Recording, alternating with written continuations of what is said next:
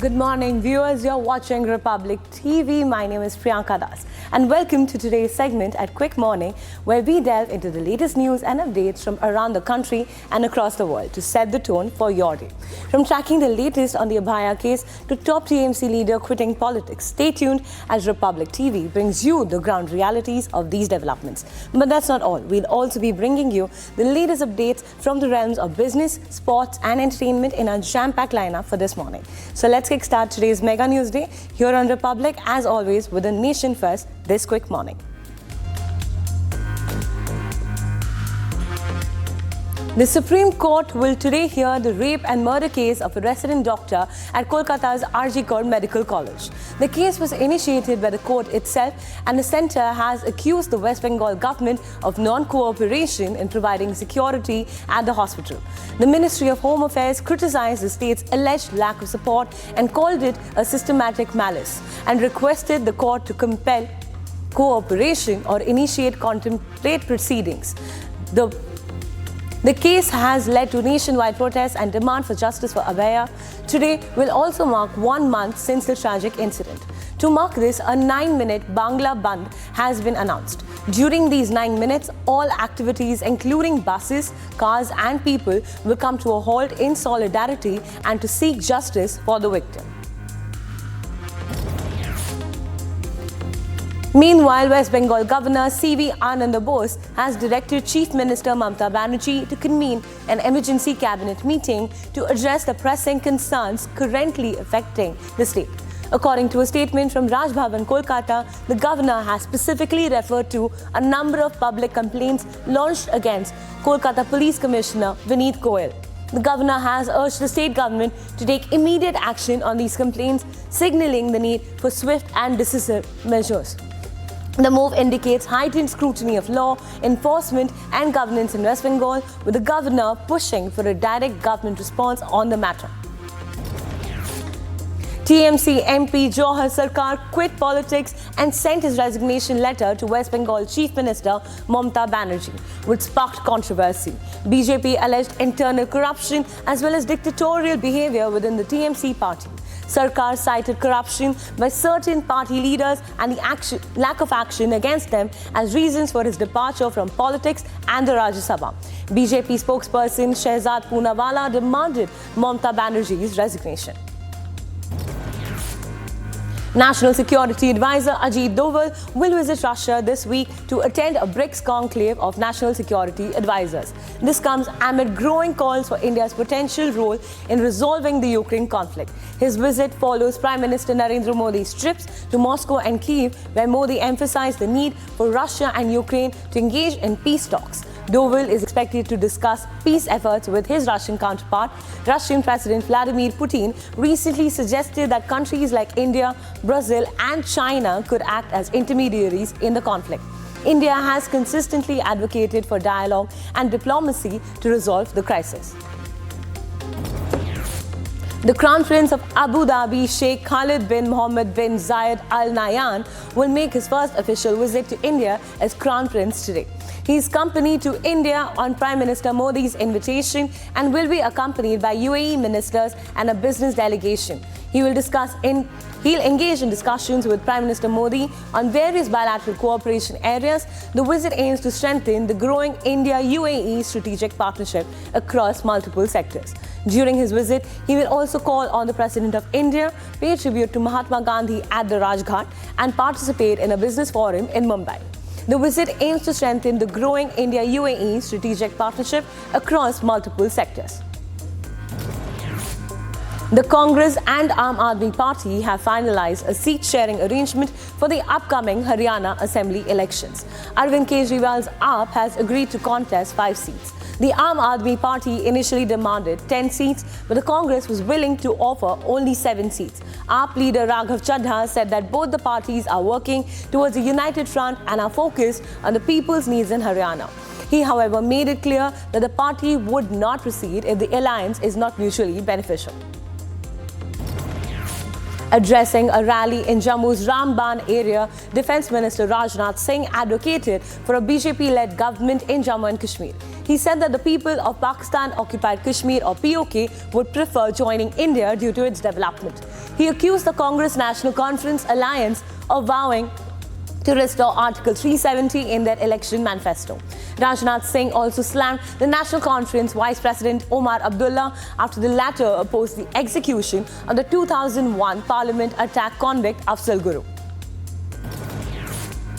Tensions escalated in Shopian's Balpora area during a poll campaign when violence erupted between the workers of the People's Democratic Party and the Awami Ittihad Party. The incident took place when PDP candidate Yawar Shafi Bandeh was addressing a gathering and an AIP candidate was also present there. In the scuffle, Bandeh, along with 8 others from both parties, sustained injuries. He was later referred to Srinagar for further medical treatment. The incident has raised concerns over violations of the Model Code of Conduct, with both parties accused of misconduct. An investigation has been launched into the matter. The Union Health Ministry has identified suspected case of Mpox disease. The man recently travelled from a country which is experiencing Mpox transmission. The man has been isolated in a designated hospital and is said to be stable. His samples have been sent for tests. The Health Ministry said that they are managing the case and all protocols are being followed. Contact tracing is underway to find out other possible suspects. Islamabad turned into a battleground as clashes broke out between police officials and PTI cadres. The incident happened during a rally organized by former Prime Minister Imran Khan's party, Pakistan Tehreek-e-Insaf. His supporters gathered in large numbers to demand his release. Several people sustained injuries during this clash.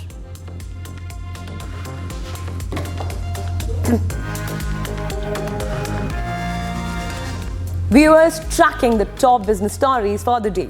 We bring you the latest updates on India's economic landscape. From Gujarat's solar energy push to Gen Z driving consumption trends, this and more as we delve into the key highlights shaping the business world today.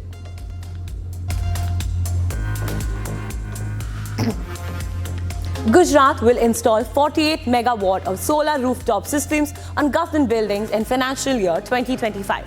The government will allocate more than 170 crore rupees for this project. The state plans to install more than 3,000 rooftop systems by March next year.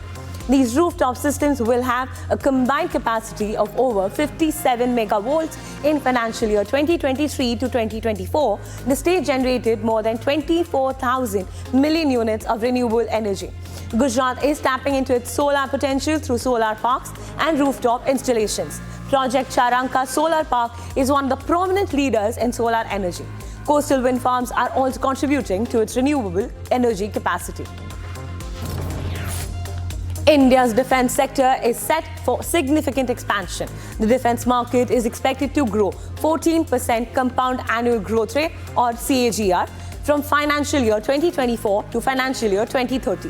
This growth is driven by a focus on indigenization and increased export opportunities, supported by geopolitical tensions and a push for self-reliance. Defense spending is projected to be more than double over the next 5 to 6 years. The market is likely to reach $90 to $100 billion.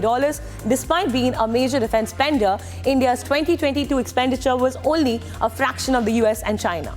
On the supply side, India currently remains the second largest importer of defense equipment. Globally, defense exports are expected to grow at 18% CAGR, aiming to hit $7 billion by financial year 2030. India's defense exports have already surged 14 times between financial year 2017 and financial year 2024 to $2.6 billion. This number is likely to reach $7 billion by FY30, which is in line with the government's target of attaining $6 billion by financial year 2029. According to a Bernstein report, India's digitally native app-first Gen Z cohort is driving major shifts in consumer trends. This includes the rise of quick commerce and direct-to-consumer brands. The Gen Z population represents 27% of India's population and 20% of the global Gen Z population. It includes those born between 1996 and 2010. These youngsters spend a significant amount of time on social media, swiping up for services like ride-hailing and food delivery. Their preference for digital-first, new-age brands and short-form content is reshaping consumption patterns. Their influence accelerates the growth of D2C brands and quick commerce platforms. This shift has led to brands to forge deeper connections with the Gen Z consumers, leveraging platforms like Meta's Suite and apps such as Blinkit and Zepto. The Body Shop has been rescued from the administration through a deal led by Indian origin cosmetics entrepreneur Mike Jatania. The deal ensures the survival of the brand's 113 UK stores and over 1,300 jobs. Jatania's firm Abhaya has acquired the Body Shop's UK, Australian and North American assets. Financial details, however, remain undisclosed at this point. Founded by Anita Roddick in 1976, the Body Shop entered administration in February after Aurelius failed to revive the company. With Jatania as chair and Charles Denton as CEO, the new leadership will aim to restore the brand's global prominence in ethical beauty. SpaceX is preparing to launch its first uncrewed Starship missions to Mars within the next 2 years. The project will target the upcoming Earth-Mars transfer window. Elon Musk confirmed that these missions will aim to test safe landings on Mars. He said that the crewed flights will be planned within 4 years if this project is successful. Musk is envisioning a future with frequent flights and is aiming to establish a self-sustaining city on Mars in about 20 years. Earlier, SpaceX had projected the first uncrewed Mars landing in 5 years, followed by crewed missions in 7. Starship, SpaceX's next-generation spacecraft, is designed to support lunar and Mars missions, following its recent successful global test mission in June.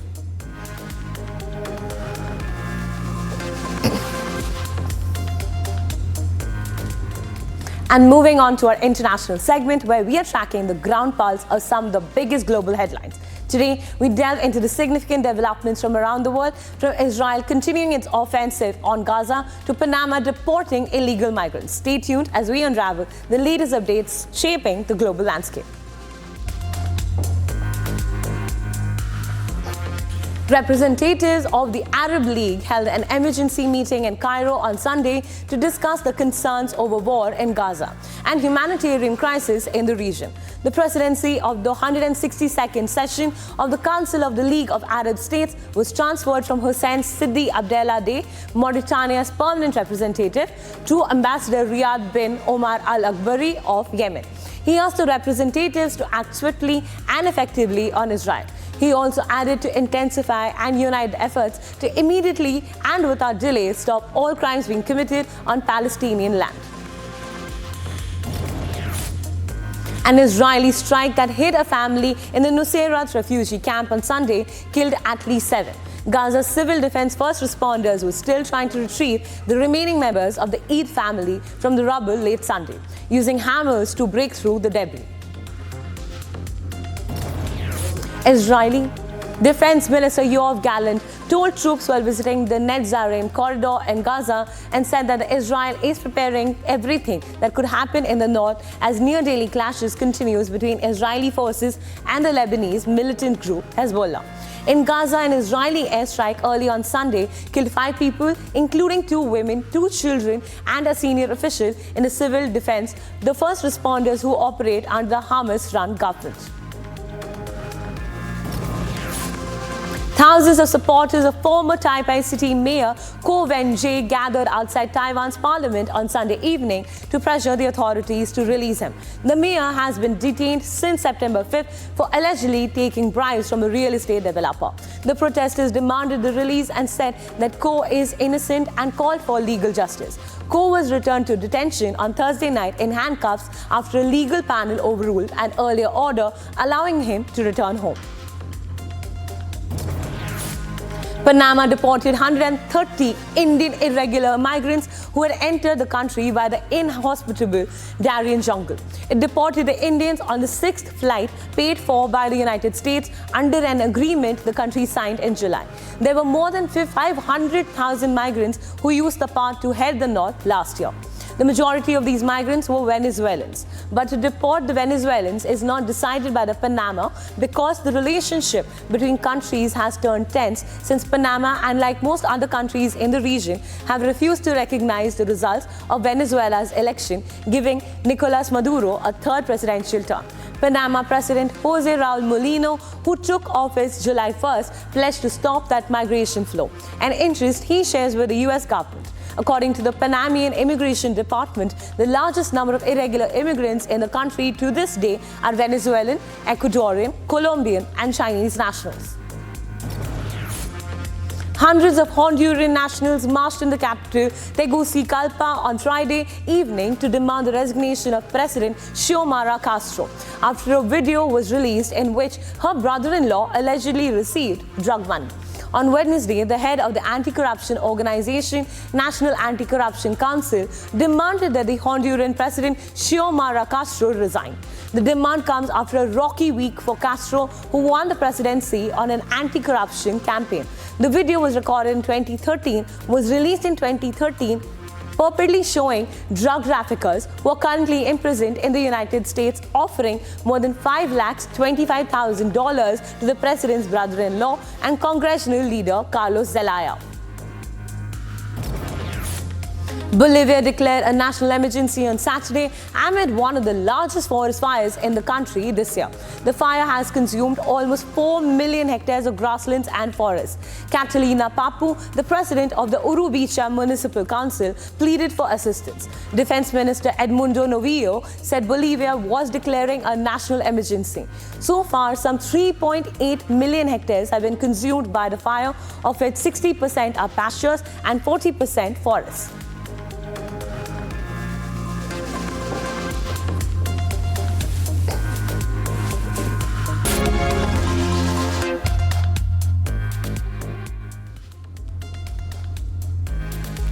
Alright viewers, it's time to dive into the world of sports with our segment dedicated to all the action-packed highlights and exciting matchups. Today we bring you the latest updates from the field of sports. From the BCCI announcing the India squad for Test series to Matt Wallace clinching the European Masters. Keep listening to all the buzz right here on Sports segment.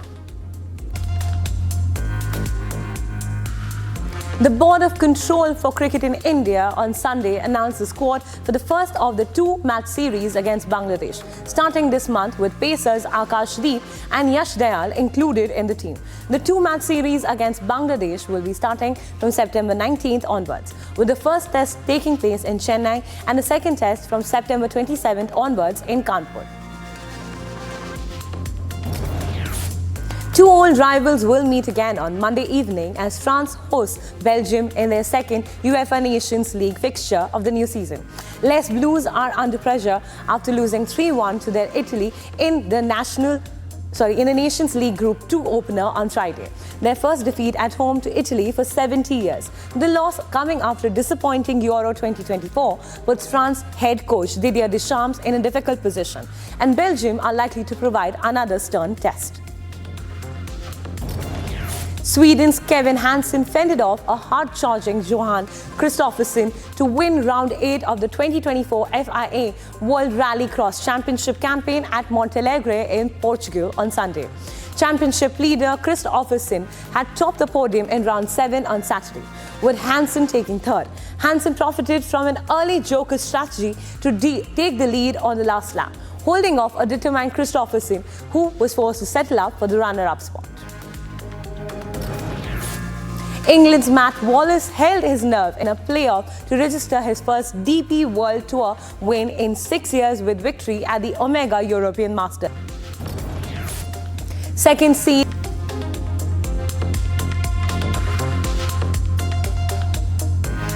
Tracking the buzz, it's time to delve into the world of entertainment. Today we bring you the highlights from showbiz. From Bollywood power couple Deepika Padukone and Ranveer Singh welcome their first child, the CBFC giving a clearance to Kangana's emergency. This and more we unravel in all the latest updates from the entertainment industry this morning. Bollywood's power couple Deepika Padukone and Ranveer Singh welcomed a baby girl on Sunday. Deepika was admitted to Mumbai's Reliance Foundation Hospital on September 7th at around 5 p.m. Accompanied by her mother Ujjala Padukone, several photos and videos of the actor went viral on social media as she made her way to the hospital. The Kangna Ranaut movie Emergency has been granted the UA certificate by the CBFC.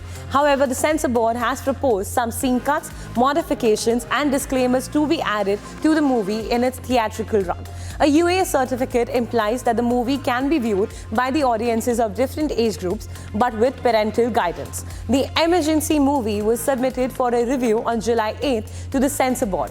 However, last month, the film ran into trouble after various Sikh organizations, including the Akal Takht and the Shiromani Gurudwara Parbandhak Committee, began demanding that the film be banned over its portrayal of the Sikh community. Nadigar Sangam, the South Indian Artists Association of Kollywood, passed a resolution on Sunday, calling for strict action against sexual harassment complaints in the industry. The 68th General Council meeting of the Nadigar Sangam was held in Kamarajar Arangam in Chennai on Sunday. Large numbers of union members participated in the meeting and several issues were discussed. Other than Vishal, the association's president Nassar, the association's treasurer Karti and several others participated in the General Council meeting. Commission already formed by Nadigar Sangam. Rohini madam and Suhasini madam are there very much in charge, and the action is going to be very strict. Please do come and complain to the Nadigar Sangam. It can be a non-member also, not necessarily you have to be a member of Nadigar Sangam. Malayalam actor Vinay Akin was arrested at the Rajiv Gandhi International Airport in Hyderabad on Saturday evening after causing a disturbance and misbehaving with airport gate staff. Actor Vinay Akin, who was allegedly in an inebriated state, was behaving uncontrollably at a public place. Kendrick Lamar will pop out on the NFL's biggest stage next year. The Grammy winner will headline the Apple Music Super Bowl halftime show in New Orleans. The NFL, Apple Music and Rock Nation announced Sunday that Lamar would lead the halftime festivities from the Caesars Superdome on February 9th. The rap megastar, who has won 17 Grammys, said he's looking forward to bringing hip-hop to the NFL's championship game, where he performed as a guest artist with Dr. Dre and Snoop Dogg in 2022. The rapper's latest album, Mr. Morale and the Big Steppers, was released in 2022. He was featured on the song Like That with Future and Metro Boomin on a track that spent 3 weeks at #1 on the Billboard Hot 100 this year. He also garnered another hit with Not Like Us.